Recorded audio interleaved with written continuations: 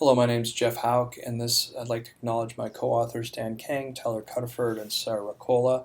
The title of this talk is Characterizing Patients' Acceptable Symptom State at Short-Term Follow-Up of a Collaborative Primary Care PT-MD Service. So we all know that when you implement a primary care musculoskeletal service, that patients present with a wide range of problems, and many of the problems patients have multiple regions or joints affected, making it difficult to apply disease-specific questionnaires or patient-reported outcomes in this environment. So generic are preferred for disease-specific. We also want outcome measures that have low patient burden, are easy for providers to interpret, and because of the different conditions, musculoskeletal conditions, affect different health domains like physical function, pain, and self-efficacy differently, a multidimensional assessment is preferred. So the Patient-Reported Outcome Information System, or PROMIS, and a different scale like global rating of normal function are options for assessment of these patient group. We know currently that PROMIS measures, when we pit them against disease-specific measures, that they perform equally as well in terms of psychometric properties and in terms of spine problems, foot and ankle problems, and shoulder problems. We also know that by using computer adaptive technology, the patient-reported outcome information system scales, or the PROMIS scales, take less than a minute to complete and are much shorter than the current disease-specific scales. And because they include many different items in the computer adaptive algorithms, that they have fewer floor and ceiling effects. So by incorporating the PROMIS scales, it gives us a chance to capture specific health domains and achieve this kind of idea of a multidimensional assessment. Now, in contrast to capturing health domains, we could also ask a global rating of normal function, which asks patients to rank their joint or body region relative to what they would expect normal to be.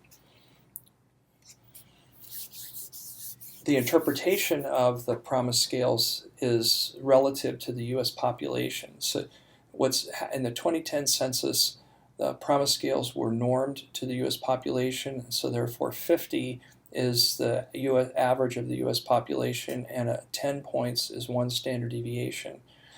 And PROMIS scales always measure the attribute, so a higher score is more of the attribute. So if it's a negative attribute like fatigue or pain, then more means that they have more symptoms. And so we can see in the heat map here that a higher score for symptoms would indicate red or yellow or more problems. In contrast, a scale like function, more of the attribute would mean a better score. And so we can see here that a lower score gives us the yellow or orange range of this heat map. Now, what we don't know is how to interpret these scales outside of the normal population. So, for example, what's a benchmark for reaching kind of a normal symptom or activity level?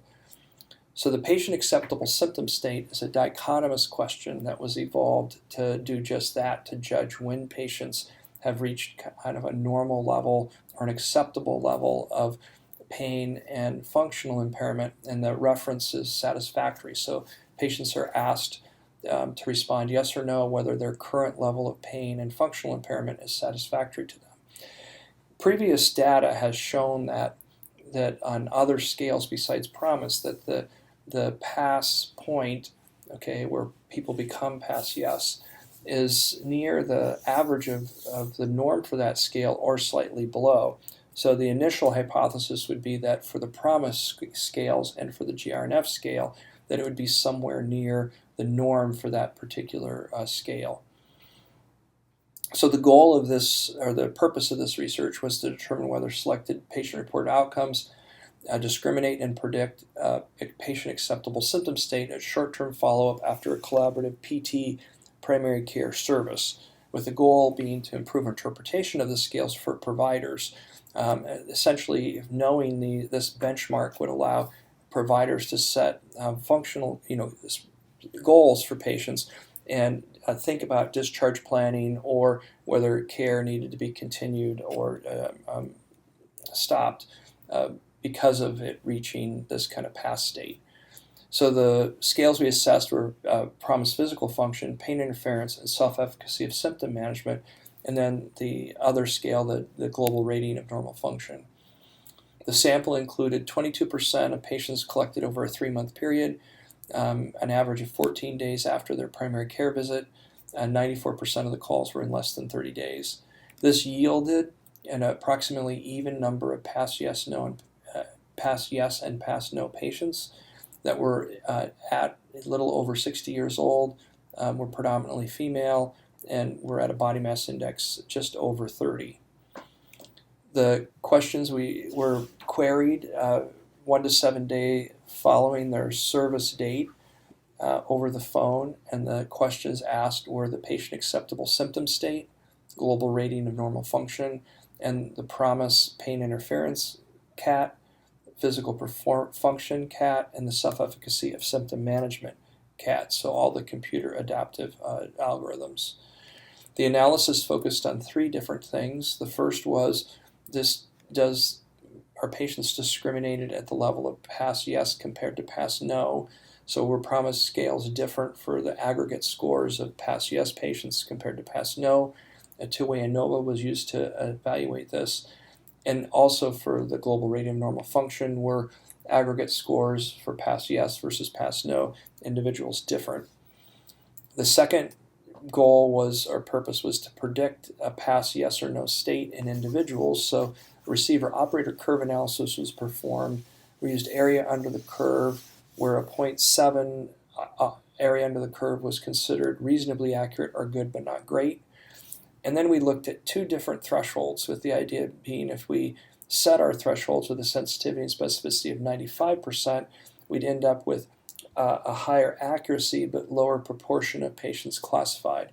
If we used an 80% sensitivity and specificity threshold, the idea was we would have a lower accuracy but a higher proportion of patients classified. So that was our hypothesis. And then lastly, we looked at a logistic regression analysis to see the effects of combining demographic variables like age, gender, BMI, and the days of follow-up with various PROMIS scales and GRNF to predict PAS state. So here's our results. So the first purpose was to compare PAS yes and PAS no individuals. And here's the ANOVA results with the t-scores here plotted on the y. And so we can see here that essentially there was a significant difference between the PAS yes and no people on all 3 health domains, suggesting that there's some ability for the PROMIS scales to differentiate people who were PAS yes versus PAS no. And the global rating of normal function was average of a 7 for PAS yes and 5 for PAS no, meaning the global rating also differentiated PAS yes from PAS no individuals at the aggregate or average level. In terms of predicting individual patients, here's where we did our ROC analysis. And so here we have the PROMIS scales, and this is the sensitivities plotted on the y and 1 minus specificity on the x. We can see that the area under the curve is good but not great, that moderate level above 0.7. And here's the 3 scales. And so when we looked at this 95% sensitivity cutoff threshold and the 95% specificity threshold, we were able to kind of characterize what those thresholds would be. And so for PAS yes, for a person to be PAS yes, the physical function, self-efficacy, and pain interference were all very close to the U.S. average on those scales. For PAS no threshold, the level of disability in terms of physical function, self-efficacy, and pain interference were all fairly significant, approximating nearly 2 standard deviations, 1 to 2 standard deviations in each case. However, the number of people classified at this higher level of accuracy for sensitivity and specificity was only 26 to 40.4%. However, the accuracy achieved was still kind of moderate with 75 to 80% accuracy.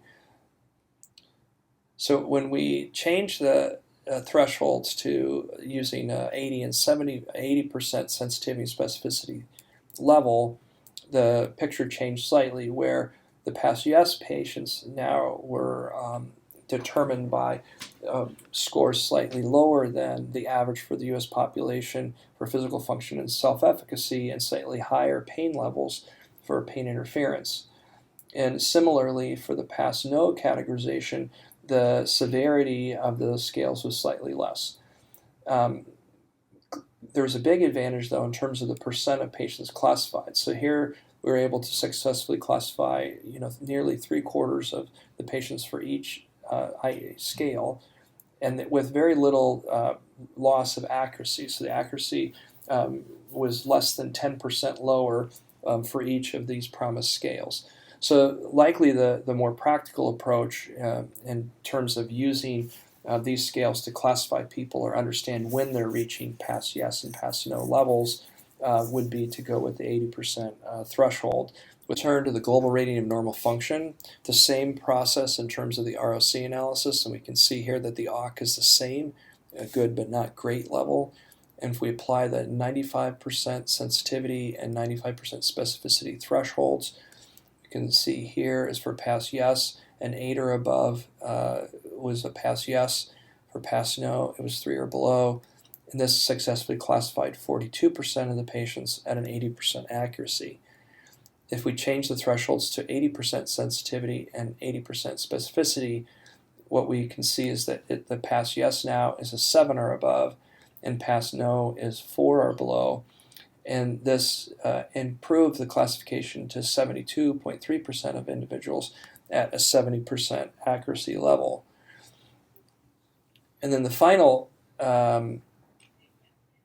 analysis had to do with logistic regression, where we were looking at combining all the demographic factors and the PROMIS scales and GRNF scales themselves, see which ones best predicted the 80% threshold level at an 80% thresholds. So we use the next analysis, logistic regression analysis. And what we did is we used the categorization at the 80% threshold level to see if combining the PROMIS scores and demographic variables achieved some level of accuracy for the pass yes or pass no status. And essentially the PROMIS PF, self-efficacy, and age were retained in the model, and all the other variables were not. And this gave us this kind of accuracy chart where all of the patients were classified at essentially a 73.4% accuracy level.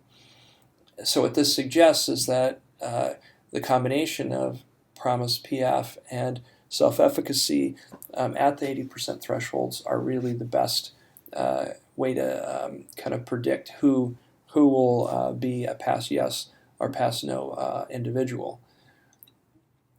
So in summary, this analysis agrees with previous studies that suggest that normative values on these PROMIS scales represent something close to a pass yes state, or slightly below if we are able to accept just a minor decrease in accuracy. So there's two take-home messages. One is that, yes, the PROMIS scales in terms of physical function, self-efficacy, and pain all relate to the judgment, a patient's judgment of whether they're pass yes or no. However, those scales alone, at best, only achieve a 70% accuracy when combined, and in particular the physical function and self-efficacy scales combined to make that prediction. And the reason that pain interference may have dropped out of the logistic regression model is because it's highly correlated to physical function. And so it's possible that those could be interplayed. The global rating of normal function, it's unclear what the normal values are, but this data suggests that probably an 8 to 10 or 7 to 10 score means that that patient is accurately placed in a pass yes category at a 70 to 80% level. and patients who are 4 or less are at the same level of accuracy in determining their categorization. So this scale is also useful even though it doesn't kind of capture exact health domains. It's simpler to use and just basically gets kind of a gross measure of a patient's judgment of how their joint is relative to normal, and helps us understand that having the complete recovery in terms of being equal to the other side isn't necessary for a pass yes judgment. And then the final thing is that some of the idea of these confounding variables, such as length of follow-up or gender, also influencing pass status, wasn't really supported in this data, meaning that they could be ignored relative to pass status. So what's interesting is if other variables could also be combined with these to more accurately predict pass status. And it's probably true that some variables related to sports or patients' desires to achieve different levels of activity may influence this outcome as well. Thank you.